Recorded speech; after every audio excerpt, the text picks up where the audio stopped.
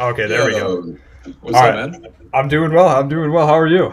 Good. Did I send? Were we on the wrong link? I'm sorry. No, no, no. It's okay. I just that's all good. Let me I'm gonna send you the chess link here. I just went I think I just went live. So we should be live in a second. I'll paste the link for chess in here. Cool, cool. That'll be good. And I think it'll start as soon as you join. Oh, dude, this is sick. Yeah, real simple. Let's see here. Then I'm gonna send out a tweet right now tagging you. Let's see, going live now. Episode 4. We got that. All This is right. cool, man. Wait, so all I have to do is stay inside of this Google Meet, right? Yeah, yeah, you're good. Cool. You're So I will ultimately then good. put this over on this side. Yep, that's perfect. I'll move that Boom. over. We're chilling. I think we should be good. Let's see here. Are we actually gonna play chess? Is that like part of the deal here? Yeah, yeah. It's. I think it works out great. It fills up the time. I think, and once really the chess is done, that's kind of the end of the podcast. I think it just I don't know. Everything works out great. It's a little bit more casual. Um, but yeah, let's see. We're live here. I sent out a tweet. We're good there. I'd be lying if I knew how. If I told you that I knew how to play chess in a good way. Well, luckily, if you so I think if you did you get the link? Have you The joined? link to watch on YouTube. No, to watch or I'm sorry, play the chess match. Oh shoot, I just sent you that. Let me see. I'm Yeah, sorry you about sent me that. the YouTube link. I'm sorry. Oh, there we go. I pasted the wrong thing there. So that's good. Okay, join the game. Oh, we're really gonna play chess. Yeah. So here we go. We got that. Okay, there. Let me bring this over Jeez, a you're little gonna kick more. my ass, man. If your whole podcast is around playing chess, this is gonna get embarrassing. No, I'm actually, I'm like 4 and 16 now. I've been doing this, a lot of them unrecorded, which is, just smart people, of course. And I mean, they've been kicking my ass. So, but it's been fun nonetheless. But I'll do a quick intro. Let me get my questions here as well. All right, so everyone, welcome to Chess and Chat, episode 4. I have Austin Hankwitz on for the 4th episode. He is a FinFluencer, FinTalker, turned now VC, and just general extraordinaire as well. Any other last parts you maybe want to touch on as well? Your background, maybe? Yeah, I'm happy to walk through all that. Yeah. So, hey everyone, my name is Austin Hankwitz. I'm a 25-year-old living in Nashville, Tennessee. I graduated from the University of Tennessee back in 2018 with a degree in finance and economics. I took that degree to go do mergers and acquisitions for a publicly traded healthcare company named Amedisys. I did that for about 2 years, and then COVID happened, right? And so I've always been like really inspired by the Graham Steffens, the Andre Jicks, the kind of Dave Ramseys of the world, those kind of online internet personalities that would talk about personal finance and investing. And my New Year's resolution for 2020 was to create a YouTube channel. And I quickly realized it was very hard. I didn't have the DSLR cameras or the editing skills or the equipment to do that very well. So I ended up just picking up my cell phone and recording my computer screen, talking about the stock market and posting it to TikTok. And it did really well. People enjoyed it. I was able to talk about really everything as it relates to personal finance and investing. I've been able to garner an audience on there of about 500,000. And I've taken a lot of my earnings and sort of reinvested it into this industry of fintech, as you might want to generally call it. But what that means is I've been able to participate in a lot of venture rounds alongside I mean, I name any VC, any top whatever we probably invest alongside them. Yep. But some cool actual people I've invested alongside of are Mr. Beast, Chris Camillo, the Chainsmokers, Justin Kahn, some like the co-founder of Twitch. So a lot of really interesting folks. And so now I'm just like spending a lot of my time continually creating content on both TikTok and my Substack, which is just austinhankwitz.substack.com. It's called Rate of Return. Yep. And tweeting here and there. I hosted a Twitter Space today. This is the second live event that I've participated in. Really fun. And Those yeah, are dude, awesome. I'm just having fun as a 25-year-old trying to save, invest, and build a cool little business here while kicking it in Nashville. Absolutely, absolutely. And I'll make the first move here, and then I'll ask the first question as well. Okay, so I'm gonna start with what? How? I mean, I know how to play chess. I'm Yeah. not an idiot, but like, okay, so these front rows are pawns. They can move twice, like up 2 rows on their first go, and then one after that. Correct? Exactly. Yep. And they can only move up and left and right, like kind of like across. They can't go diagonal. Correct. Correct. On the bottom right, I don't know what these things are called, but I think they can only go like they can go as far as they want, right? Yep. But but they're kind of like a pawn, but they also can't go diagonal. Is that correct? Correct. Yep. Okay, and then we've got the knight, which is like the horse-looking thing, and that goes into L shapes, right? Yep. Okay, and then next you have the bishop. Does the bishop only go diagonal? Correct. Okay, and then we've got, which one's the queen and the king? They kind of both look. Yeah, so the king is the one with the cross on top. That's going to be the Okay, king. and he can go in any direction, but only once, right? Yep. And then the queen can go in any direction, anytime. Exactly. All right, cool. I remember chess from middle school. We got it. Kick my ass. Yeah, and then also we have, if you click on a certain piece that you want to move, it'll show you the only areas you can go as well. A little help. Come on, man! You got me guessing over here. I know. I got you. Also, by the way, if y'all thinking like, why is this guy looking left and right? I've got like this big ass 39-inch monitor. Huge. And on this side, I've kind of moved over our chat, our video, and on this side, looking under the camera, the chat. So let's do this here. I'm hoping to have some sort of similar setup to you right now. I'm rocking the Nomad Life, so I only have my laptop, and it's been it's a little rough when you go live and you have to, you know what I mean? I don't know. I'll be soon settling down. It can sound great, man. So I wouldn't worry about it. Yeah, it works well. I guess here, Austin, I will start with this question. Sure. How does it feel to be TikTok famous? It was something that took me a long time to get over, man. I was so ashamed of it and embarrassed about it for like, I still kind of am, but I'm embracing it now. So I'm like, you know what, fuck off. This is clout, you know. But also, I don't know if I'm allowed to cuss or not. So yeah, you're good. You're good. Okay, cool. But yeah, so in the beginning, I was like trying everything within me to hide it. I would never talk about it on any other social media beyond TikTok. It was never on my Instagram. I've never posted anything finance related on my personal Instagram. It's like all my friends from high school and college. It's like, I don't want them to know I'm on TikTok, right? But I guess gradually I started posting a little bit on my story, a little bit here, a little bit there, kind of reposting stuff. And now I think pretty much everyone knows, especially after I quit my job and changed all my statuses like on LinkedIn and kind of shit like that. Now it's on my Twitter, right? So it's that people definitely know about it, but in the beginning it felt really hard to just like embrace and grasp. But now it's so rewarding, and I feel really privileged to be able to capture so much attention at any given period of time. I can post a TikTok and it get 10,000 views within the first, call it, I don't know, hour or two. That's like always going to be there. Like it's like 10,000 people are always going to see my shit, and hundreds are always going to like it and comment. I'm just like, these people, like I can make a video of me like watering plants, and they're like, dude, cool plants, like this is cool. And I'm like, that's wild to me, man. So it's an awesome privilege to have, for sure. Definitely. It's definitely different. I will let you I'll let you make your next move, and then I'll ask you this. Okay, perfect. I will I think I'll follow suit here. Do a little move there. Next question here. I think what maybe a lot of people want to know, and I'm sure you've been asked this question a bunch, but why did you originally start making content? That's a good question.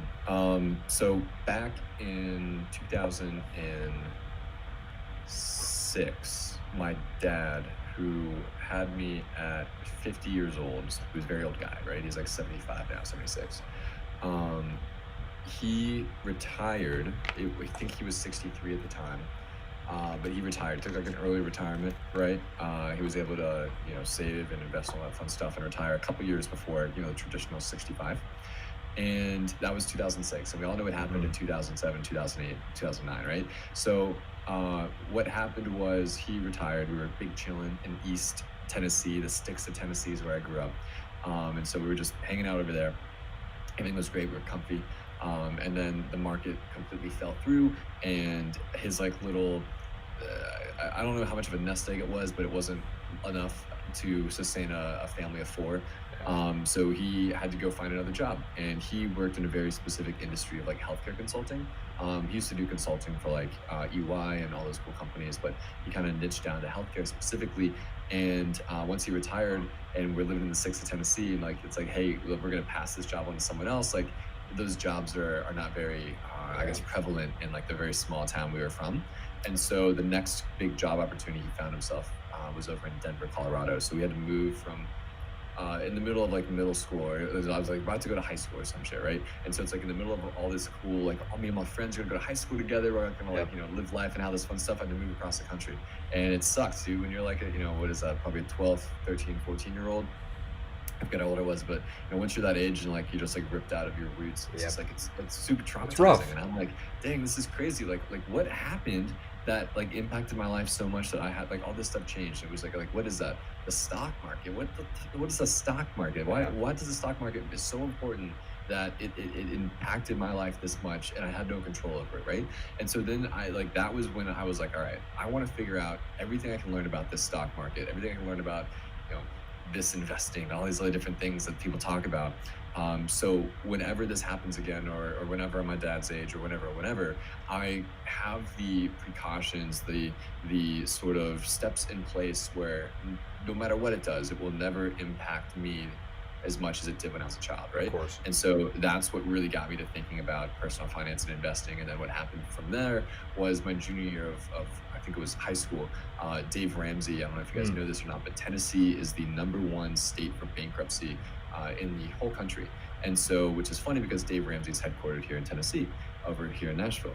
And so it's like, well, he's like, well, I'm not going to let my Tennesseans also go bankrupt. So let me just go on a high school tour. So he came to our high school and like talked to us about the baby steps and investing. And once he starts talking about that Roth IRA and all the money you can have when you're 65, if you start at 18, I'm like, holy fuck, I got to get part of this, right? Yep. And so I'm learning, I'm investing, I'm doing this fun stuff. Then I open up a brokerage account with Betterment, like literally the day I turn 18, take that to college with me. And now I'm working with Betterment as like an actual sponsor, right? Which is crazy. But it all started because the stock market crashed back in 2008, impacted my life a lot. And then it just kind of snowballed into this really big interest of what can I do to make sure that I don't get fucked pretty much.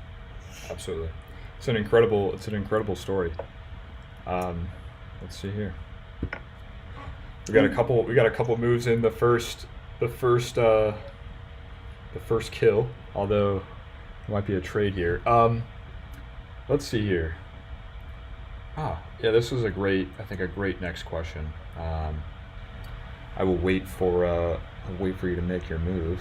So can I move my pawn here and just like kill your pawn like that? Which one would like kind of? No, you can't. The pawns can only kill diagonally if there's a piece there. Totally. Yeah, they can't move at all if there's something in front of them. Okay. See, I was gonna move this next to this pawn, but I'm glad I didn't because he'd come in and kill me like that. That's smart. All right, gotcha. So let me do like that then. Okay. That's a good move. Let's see here. I'll have to bring this kind of back. All right, so I'll go to my next question here.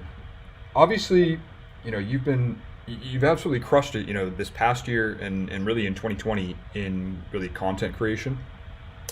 What are you, let me see. What are you making large bets on for social media this next year? So so this is funny. It all comes back to this Roku earnings call I listened on, which is really cheesy and weird. But what happened was 2020 was the year of creating TikTok content. I was working a full-time job still. It's like, let's just have fun, see where this goes. It doesn't fucking matter. I'm working. I'm doing M&A. I'm making the money. I'm ready to move up. Like, we're having fun. Like, TikTok can be its own thing, right? And then it turned into something super serious, right? I was putting a community on Patreon. I got Betterment, wanted to work with me. I had, these really cool opportunities. And I'm like, damn, this is really turning into something that perhaps could replace my job. And then 2021 came along and I'm like, holy shit, I can quit my job. This is going to be a thing. And so the first, I think it was February, early February, I couldn't put in a 2 weeks because my boss was super depending on me. Mm-hmm. So I had to put in a 6 weeks, give him enough time to go find someone else to hire. So I put in my 6 weeks notice, right? Yep. And I was out of there by, I think it was mid-March. But then in 2021, it was all right, let's have fun. Let's just create content. Let's just experiment. Let's figure things out. Let's grow a little bit. Let's do whatever we want to do. And 2021 was so much fun. I launched a podcast with King Batch. I was rocking and rolling on Patreon. I was angel investing left and right. I was participating in tons of cool live streams with different awesome people on my Crowdcast. A lot of cool fun stuff happened. And then, that was great. And so in 2022, it's like, what social media bet am I making? I guess there's like two, right? The first one is, as it relates to this Roku earnings call. I don't know if you remember or even familiar with Roku's kind of financials over the last, call it 2 years now since the pandemic, but they were growing like a weed because of the pandemic, as you can imagine, right? All these people were wanting to use them. They didn't care about monetizing. They're just like, let's onboard, let's get all the people, let's just do it. Come on. And then in 2021 and now in 2022, I guess the latter half of 2021, but they're all now about like, let's increase our average revenue per user, right? So they've increased like 70% year over year while still growing users by like, I think it's like 20% or something, which is bonkers. So it's like they're doubling down on like, we've got all these cool people. Let's now figure out how we can monetize them by creating value. And so for me, that was like, damn, I have all these people now that are following me that like want to know what I got to do. How can I now build sort of content verticals that can be collaborated with Betterments, with the Publics, with the, the FTXs of the world and the Fundrises of the world, right? And provide value in such a way where I can collaborate with them, bring awareness to what they're doing while also teaching people in the same time, right? So it's like, for example, I've got a podcast with the CEO of Betterment at the end of this month. We're just going to talk about like what Betterment's working on and answer questions that people might be skeptical about, or just like what's good. But at the end of the day, we know like by investing toward retirement, you're always setting yourself up for like success in the future, which is what Betterment does. And so the year of 2022 for me is, who can I collaborate with? What cool companies can I work with to not only bring awareness to them in a meaningful way for my audience, but like teach my audience and give my audience sort of this reach into this like this world of like, I don't know about this fintech company. Who's their CEO? I don't care. Like they're not going to talk to me. They're not going to answer my questions. Like, fuck yeah, they're going to answer your questions. Let me call them and we'll make them answer your questions. Like, I'm on your side. Let's like break down these barriers. Let's make sure everyone understands what's going on here, so you feel comfortable doing it or not doing it, whatever it might be. And so 2022 for me is going to be a lot of this content push for introducing actual brands and companies and the people who work there and start with them to my audience in a meaningful way, as well as my Substack. So I started Substack, which is this email sort of newsletter thing back in October, and it's doing pretty well. I've got almost 5,000 people just hanging out with me there all the time, and they're always liking my stuff and opening my emails and sending me text messages. Like it's a cool thing, man. So my big push for 2022 as well is, and this is cool because it kind of feeds into this like kind of podcasting idea, because Substack has an internal podcasting mechanism, but is to double down on Substack and build a thriving community of cool people who care about what I have to say, but also like I am a servant to them, right? At the end of the day, it's like I'll research whatever company you want me to. Like I'll look into an industry. Like I did the whole like cybersecurity analysis, right? And so, which is cool because it's like, after the Colonial Pipeline, we know companies like Palo Alto Networks and Fortinet and companies like that have just been crushing it. And so it's like, you guys want me to look up something? Like I will spend 3 days like just laser focused on trying to provide you guys the most value, because you're busy and this is, I don't know, but that to me, Substack and the content through podcasting with these awesome management teams at big kind of familiar-ish fintechs that can provide a lot of value if leveraged properly are my two big bets for this year. Gotcha. Yeah, that's awesome. I think I think it's going to be what I actually really like about just more so crypto than really TradFi is a lot of these founders are extremely accessible. I feel like, and this isn't an issue really, like with what you're doing over on your, eventually on your fintech podcast, all that sort of stuff. It's obviously making them much more accessible, much more almost human, right? Mm-hmm. And right. With human, that's a really good way to put it. Yeah, like it makes them human. There was a company that I wanted to reach out to, like just outbound, that I thought was really interesting just this morning. And I just got off a call with them just before this. But, the CEO was in there, the co-founders, all of them were talking with some of the members just in a Discord. And I just think that's incredibly powerful. And even with more established, crypto companies or crypto protocols, the same thing is happening as well, right? You can hop into a Discord, and maybe it's on a Friday night and they're all talking about some of the upcoming features and you can ask them a question. Like, it's just much more accessible nowadays, especially I would say for crypto. But I think that's really going to be key for a lot of these new fintech companies as well. It's just more awareness, more accessibility, all that sort of stuff. So that's exciting. That's exciting for you. That's I look forward to listening to a lot of that stuff, honestly. Hell yeah, dude. Yeah, I'll send it to you. Most certainly, I appreciate that. Definitely. Yeah, I'll be happy to send over whatever I find. And if you have an idea for someone you want me to talk with, let me know. I can No, happily absolutely. hop them in for You sure. know, someone I've really wanted to talk to, and I'm trying to get on this podcast, and maybe he's listening, maybe he's not, maybe he'll listen in the future, is Billy Marcus, the founder of Dogecoin. Oh, Um, I've been in the DMs with him a couple times, so I've talked to him a couple times. nice. But I don't know. He hasn't answered my DMs, but we'll see. I think that would be awesome to have him on. He's done obviously some crazy stuff over this past year. I think he's good friends with Elon now. So That'd be so fun to just like create something for fun, and then have it like be awesome like 7 years later. You know? exactly. So I think I kind of made a mistake there. I'm just gonna go for it. Get a little aggressive here. Yeah, I don't even know what I'm doing, man. I'm just clicking buttons at this point, to be honest with you. Hey, we're having fun though. That's all that matters. I haven't played chess. I swear to you, man. I haven't played because I thought it was just called chess and chat. I'm like, yeah, man, whatever. We're actually playing chess. I know. I haven't played chess in probably since like middle school. Yep. I mean, it's been a while. I'm 25. Yeah. It's like- No, it's funny. Like the same thing for me, really. I hadn't played since probably even younger than middle school. But just during COVID, I got back into it with one of my former roommate, really, and obviously it was all over person. But I don't know, it was fun, and decided to do this randomly with a founder one time. Same format, it was Google Meet, and then I was like, I Yeah. think there's something here for a podcast as well, and That's awesome, man. have really enjoyed it kind of since. This is It's kind of funny. My girlfriend and I would go to this brewery called Mill Creek Brewery. If you're ever in Nolensville, it's like Gotcha. it's right south of Nashville. Check it out. But they've got this like little chessboard that is just so much fun. But we play the checkers side of it, Yeah. and we were gonna be like, let's figure out how to play chess because we want to like just learn to play chess together. And this is gonna be great because now I'm figuring out how to do it. I can teach her the next time Oh, we're yeah. playing it. Absolutely. Yeah, I'll go to this next question. Obviously watching your rise has been pretty incredible over these past what is it, 1 to 2 years now? I would say it's almost 2 years now, Almost right? two. The first one went out the middle of March, right? March of 2020. It's like Okay. March 17, I think, was the first TikTok. Yeah. I mean, really watching it has been incredible.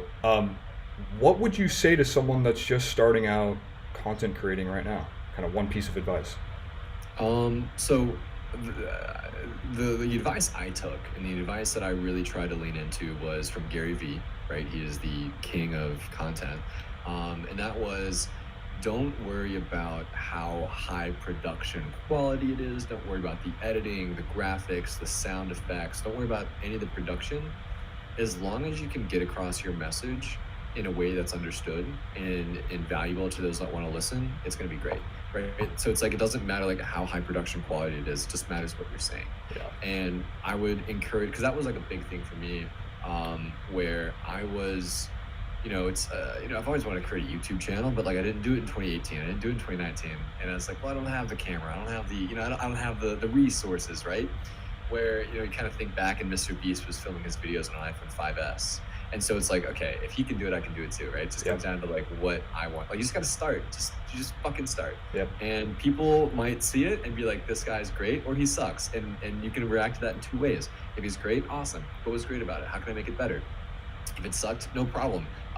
What can I do to make it better, right? But at the end of the day, it's like if you create content in such a way where you don't worry about the visuals, you don't worry about the graphics, you don't worry about that stuff. You worry about what's being taught, what's being told. If it's entertainment, if it's knowledge, if it's experience, if it's documenting, if it's vlogging, whatever. But like sharing your experience in a way that's valuable, and then also being consistent with it, but just starting, dude. Like that's all I would tell someone. Just start and be positive by any experience that comes from it, as it relates to feedback from your audience, both good and bad. You will definitely get some nasty comments, but at the end of the day, it's like, fuck them, Yeah, no, that's something I've really tried to bring to this as well. I mean, like, and that's the thing too, is like, I think one, really to your first point of just really starting, because like I've started I've tried to do multiple podcasts in the past, and they've all failed, right? And so this is one of the first ones that at one I think I've really enjoyed. I think has some potential, as well as I'm taking it just at a totally different approach and just learning from all of those past failures. Hmm. Um, and really just starting. Like, I mean, like, this is all someone can do this, like just from their bedroom with a laptop as well. Like, I don't Yeah, have a dude. Like, no, I shit you not, man. All the videos I make, all the everything. Just to reiterate what you're saying to that person listening right now that says, yep. "Man, maybe I should start. What should I really do it now? They tell me to." Dude, I'm in my bedroom. You're in your bedroom. We're not in some fancy studio. I'm not spending money. I literally am like filming my laptop screen, my Yep. computer screen on an iPhone. It was an iPhone 8. I had a home button.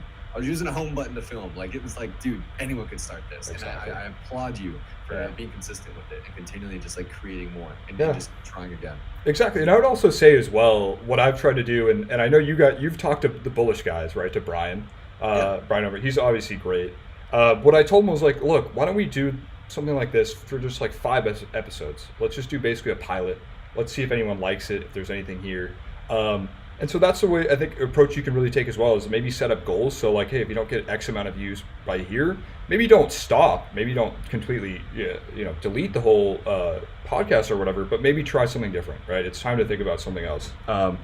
And so yeah, I think taking almost like a pilot approach, taking some sort of different approach is key. Um, I have another point as well on the. So you talked in the beginning there a little bit about Gary Vee, and and I would agree. I think there's one thing that I saw. I actually don't watch too much Gary Vee. I've seen the snippets that I think most people have, but there was this one video I was watching on YouTube. It wasn't even a Gary Vee video, but it was from Cool Kicks. They have some sort of sneaker shop in LA. I got recommended the video on YouTube, and it was Gary Vee. He was the guest, right? They do some sort of like shopping for sneakers while talking to smart or interesting or celebs. And he didn't really do too much. Usually he does his wisdom and stuff like that, and of course everyone loves it. But he didn't do too much of that on this video. But towards the end, they were like, hey, give us something, Gary. Like, what can people take away from, I don't know, just doing something or whatever it was. And like the two things he said was, one, just having curiosity, and then two, having humility. And you can do a lot of stuff. Man, that's it right there. Yeah. That's it. Dude. Like just being kind of prepared to fail, or just being open to it. Like, it's gonna happen. So I've really, like, since that video, I've tried to do that in as many things as possible.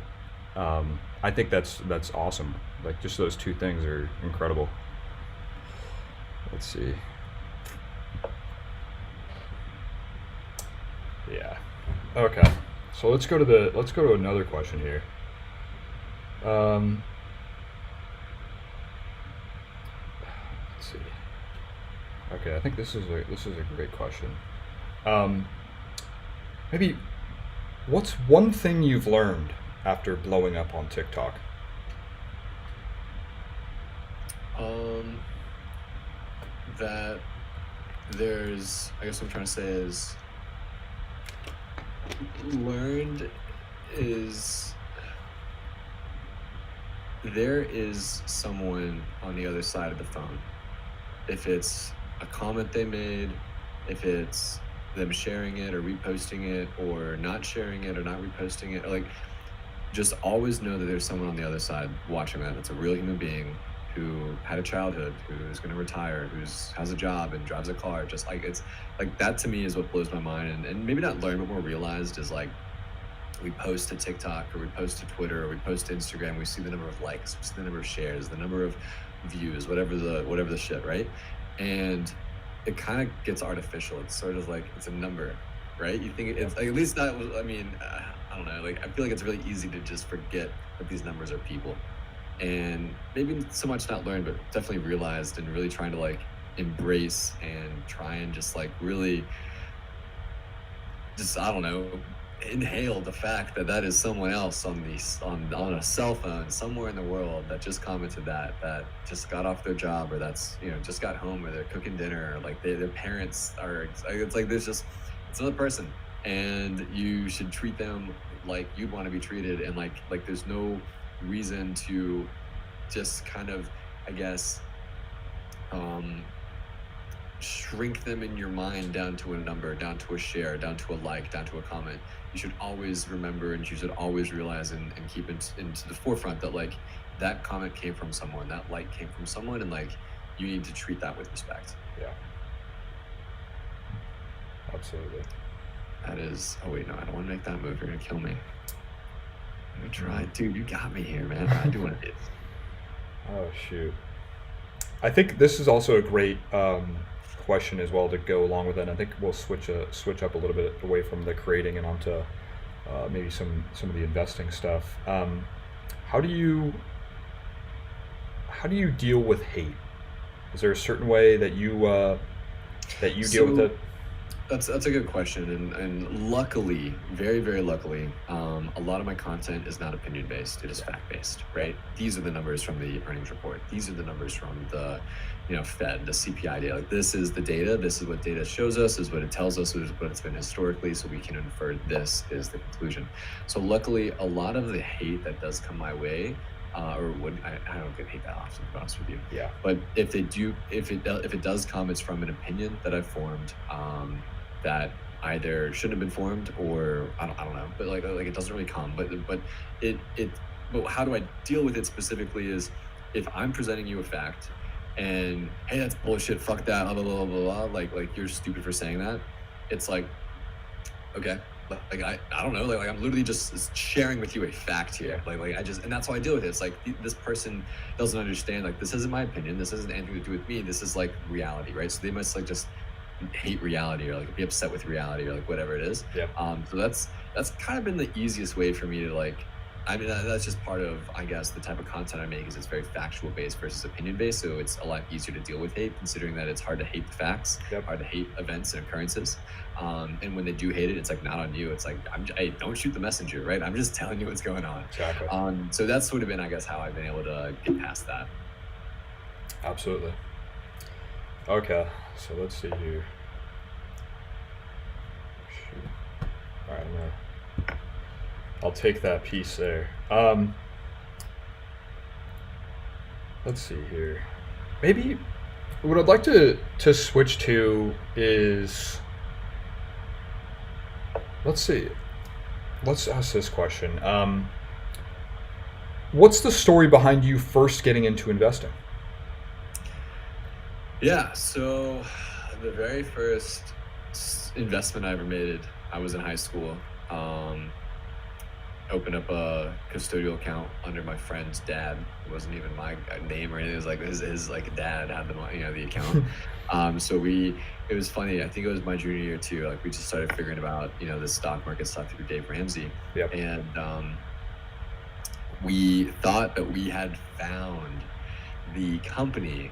I forget if it was like a Chinese company or not, but it was one of these companies. It was obviously a penny stock, and he was like, "Oh yeah, we got a couple bucks. We could buy some of these shares." But we thought we found the company that was going to make the iPhone screens for like the iPhone 5, or the iPhone 5S or whatever it was, right? Maybe it was the iPhone 6 at the time. But whatever the newest iPhone that was coming out, we thought we found the company through like random research that we did online that was going to make the LCD screens. I'm like, yo, if they get this contract, they're going to make all this fucking money, which means your stock's going to go up. Yep. We had no clue what we were talking about. They didn't get the contract. Penny stock went almost zero. I don't even remember what it was, but I mean, it was like, that was my first experience of like actually investing into a stock. It was like, let's just gamble and figure it out. Yep. And now it's obviously much more calculated and understood in the sense that I think one of the biggest pushes for me that was to really understand how this worked, and I was super grateful, was the ability to go to college and study finance, study accounting, study economics, right?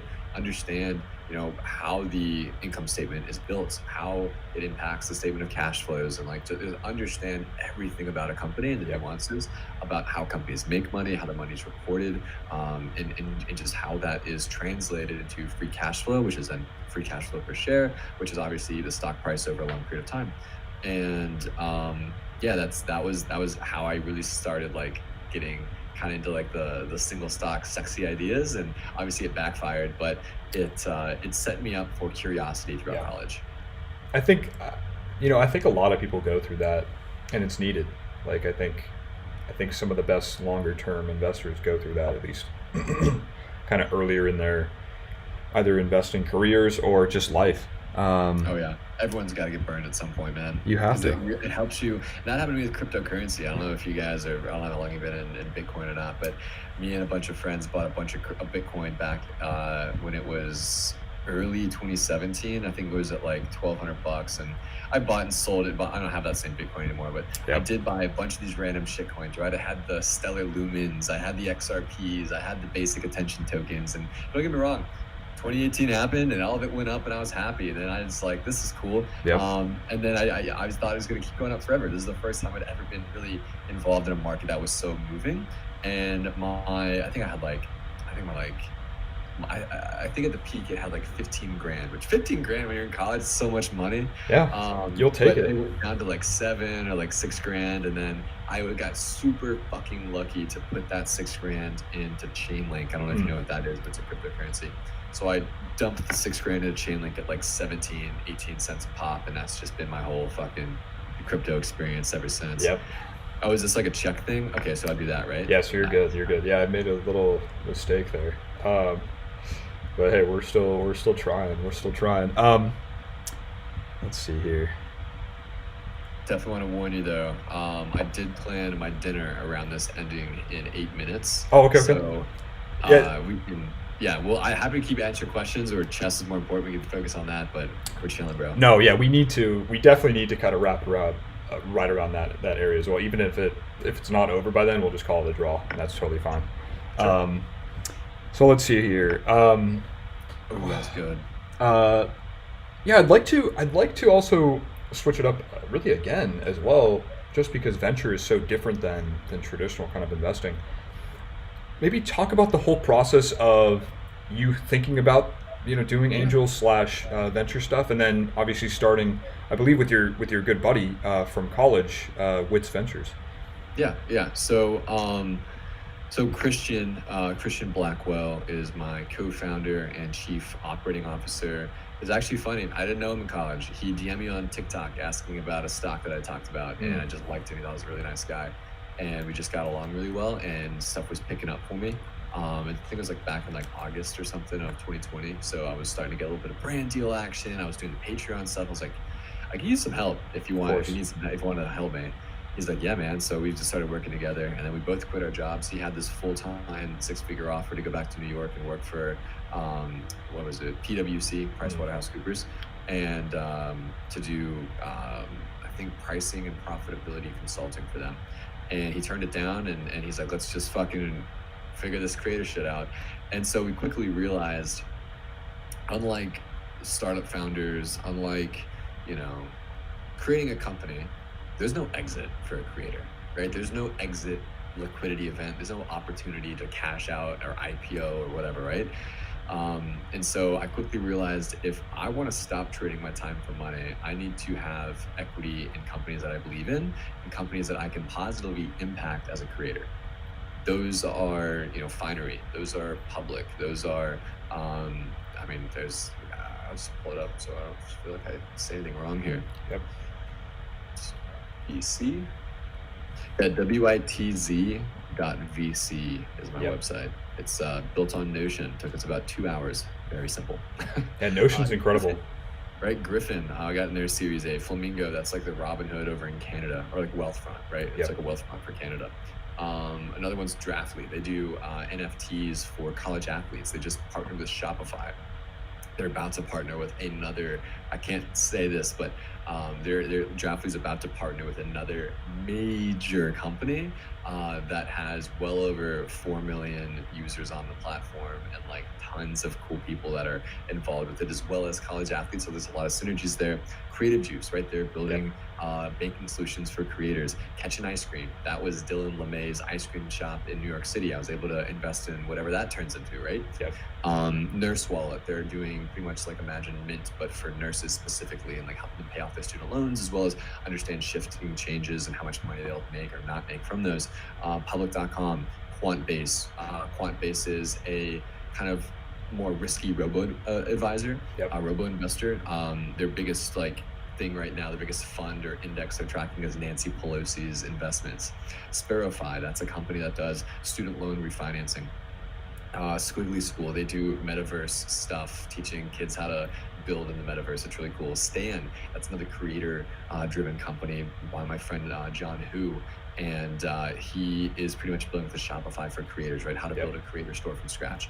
Unhedged, that's like Seeking Alpha, right? These websites that we can go to get our financial data and create these assumptions, create these inferences with it to hopefully make a right investment choice, right? So companies that I use, companies I believe in, and companies that I think that my audience can benefit from, those are the ones that we invest toward. And to answer your question more bluntly, what happened was, I realized there's no liquidity event, there's no exit for creators. So let me invest in companies where they might potentially have an exit, and that could help me. Absolutely. So did you guys end up taking outside money as well, or was it just kind of your guys' money? Yeah, so I was super fortunate to do well in, let's just do it, man. Yeah. Take me out. We did great in 2021, and we took, I want to say 85% of all the money. I mean, I shit you not, dude. I was making $70,000 a year working for Medicis with my degree and all these fun things. It's 2 years into the job, so I think I had like 2 years worth of salary, 2.5% or 3% bonuses for inflation, right? But I was crushing it. I made less money in 2021 by paying myself from this stuff. And obviously you saw the Bloomberg article, dude. All that money went into startups. I've invested so much into startups because I am so eager, I'm so active, I'm so excited for these companies to change the lives of millions of people that I know they'll change. Like Griffin.com, stock where you shop, it's genius. Public, genius. Just Sparrow-Fi. So many people have student loans. Like, let's make sure that they can refinance them as comfortably as possible, right? It's just like, I want to be alongside and sit in those board meetings. I want to advise these companies. I want to do everything I can to make sure that they are successful. And if that means I have to buy equity in their company, then so be it. Yep. And actually, why don't we, I guess we'll cut off the game here. We'll try and resume it at some point in the future. But lastly, just so that you can get this in here as well, how can someone, whether they're listening live or in the future, how can they get in touch with Witz Ventures or yourself? Yeah, so my email is all over the internet. It's just austinhankwitz@gmail.com. I don't get too many cold emails from like random folks, but I had some random kid named Harsh who's really, really nice, randomly, cold email me saying, "Hey man, can I make you some cool graphics?" I'm like, "Fuck yeah, you're hired." Like, I don't know, let's do it, right? I just want to I'd love to work with fun people and do whatever stuff. I'm really flexible, and I'm just always hanging out and trying to help people build whatever they want to build. And if you want to help me build what I'm building, let's build it together.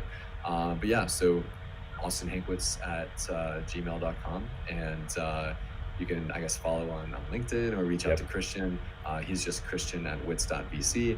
But yeah, dude, we're just one day at a time trying to create positive personal finance and investing content that hopefully can impact people's lives that, over the long term in a positive way. It's awesome. This video I did for Betterment, 45,000 people opened up and started investing toward their retirement from one video. That's awesome. That's 45,000 people who will potentially have a retirement account that they can lean on when they're 65, right? That's amazing. Yeah, at the end of the day, dude, we're just having fun. And if you want to collaborate or have fun with us, hit me up. Absolutely. And yeah, if you have a podcast or you're listening or you want to I don't know Duke. You seem like an awesome guy, but he just hit me up and was like, "Yo, podcast." I'm like, "Bet, let's fucking do it." Let's do it. I'm having fun, man. 2022 is the year. That's right. But Austin, I really appreciate you coming on. Have a great night. I'm sure I'll talk to you soon as well. Have a great night for everyone, anyone that's listening as well. And yeah, you know where to find all of us. I'm at Chad SGX. You're at Austin Hankwitz. I know I've interacted with you on Twitter a bunch, and I will see you around. But have a great night, and I will talk to you soon. You too, bro. See you, man. Alrighty.